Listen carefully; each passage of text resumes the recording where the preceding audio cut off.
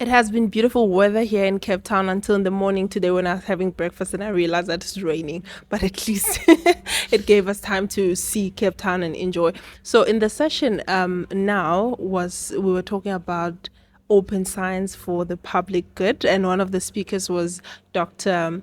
Anna Persic from UNESCO, who I will allow to introduce herself better, also her organization and her role in this conference. Doctor, can you please introduce yourself? Sure. So my name is Anna Persic. I come from UNESCO. UNESCO is the UN agency for education, science, culture, and communication. I am based in Paris, and I work as a program specialist for science, technology, innovation policies, and open science in Paris. And I have been working for the past 4 years on the UNESCO recommendation on open science, which is an international framework for open science. So we have worked with all our member states. We have 193 now, 194 member states, to develop this international framework for open science. It's a framework that provides a share like a common definition of what open science is, a shared set of values, and also actions on how to advance open science at the international level. And so my role was to coordinate the development of the open science recommendation, and then also to now work on the implementation of the recommendation. So I'm very happy to be here. It's a very important meeting and gathering because Diamond Open Access is an open access model that allows both readers and authors to read scientific articles without any fees. And as such, it really aligns with the values and the recommendation of UNESCO on open science. So during your talk, I noted something. Your slide was open science is or as a public good. And maybe someone is also asking the same thing. Is this a fact or it's a question? Can you please tell us what does the statement mean to you? So, I mean, we really at UNESCO see open science as a way to make science a public good. What that means is that we can, through open science, ensure that the access to scientific knowledge, the access to knowledge data that is produced by science is really accessible to everybody, but also that it benefits everybody. And not only that we have the products of science that are accessible to the wider audiences, that also the process of science as such is also more inclusive and more diverse, and that in a way we democratize the scientific process so that we really do have science as a global public good that benefits humanity as a whole. Yeah. And the UNESCO recommendation on open science that I was mentioning before really positions open science as an important way to arrive to science as a global public good at the global level. Okay. Talking about global public good and recommendations, in your presentation, you showed that there's a call, which is global consultation on Diamond Open Access, and then you said everyone can add their voice, and there's a closing date for it. Can you please tell us more about it? Of course. So in this field of Diamond Open Access, we see that there is a lot of different actors across the world. There is a lot of different initiatives. Some regions are more advanced in Diamond Open Access, some a little bit less. There is need to learn from each other, and there is also a need to raise the visibility of the Diamond Open Access movement globally.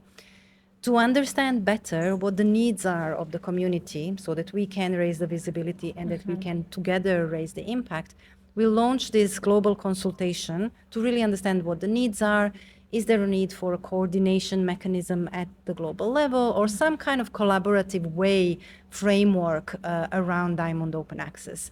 So we launched the call in July this year, already have over 1,000 responses, but we would like more responses to this call. So if you go to our website, openscience@unesco.org, you can actually access the survey and provide your contributions to these global consultations around Diamond Open Access. Okay, I don't want your hair to Okay, good.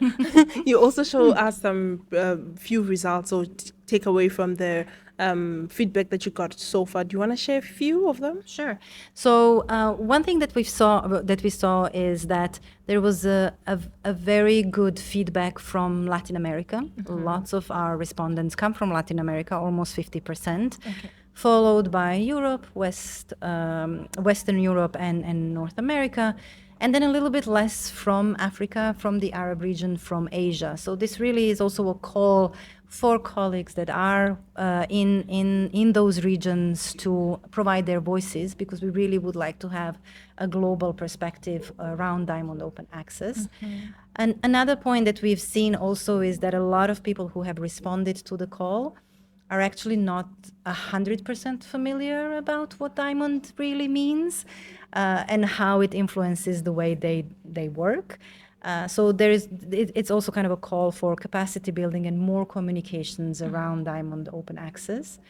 And another thing that has come from some of the preliminary results is that in general, there is need for some kind of coordination mechanism at the global level, but that there needs to be flexibility for the different entities to actually continue working and doing their job in the best possible way that respects also cultural diversity, regional diversity, and the different contexts in which those different entities are currently working. Okay, please do share the link. So when you see this one, we did a full playlist for this open access Diamond, the Global Summit. So people advise you to go and add your voice so that we can also have some influence in this decision making.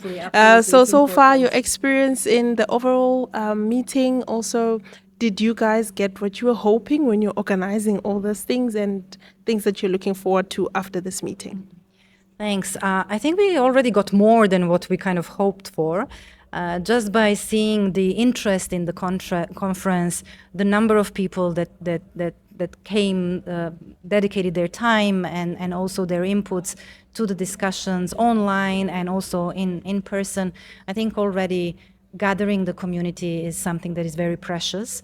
And it's the second summit, so it also shows the interest, the growing interest in this area, and the continuity of the efforts of the different players. So already bringing together the community, sharing experiences, talking to each other, networking. I do see a lot of people talking to each other, coming up with some new projects or some new ideas. It's very, very gratifying to see this happening here.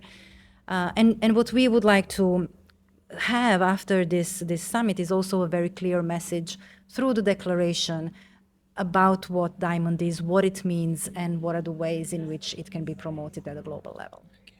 Thank you so much, Doctor, for your time. That was it from Dr. Anna from UNESCO. And please do add your voice. Even if you're not here, add your voice. Thank you so much. Thank you. Bye.